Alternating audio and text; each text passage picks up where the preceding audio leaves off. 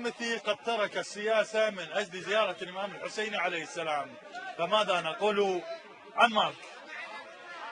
مارك مايكل مدير لإنتاج أشهر الأفلام الأمريكية ترك مجموعة من العروض المغرية بهدف مشاركة المسلمين في زيارة الأربعين.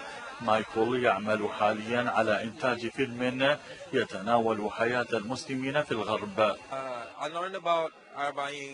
سويت بحث عن الناس اللي ثوريين في العالم، واكتشفت انه في يعني ناس يعني من افريقيا مثلا اللي كانوا ثوريين في امريكا، مثلا مالكوم اكس وفريدريك دوغلاس.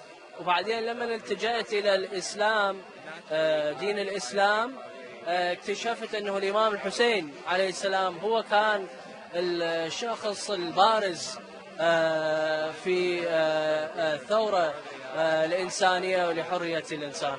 حين تسير في شوارع وأزقة كربلاء ستعتبرك مواقف عدة لأشخاص قطعوا مسافات طويلة لتختلط أنفاسهم بأريج مدينة هي الأطهر على وجه الأرض.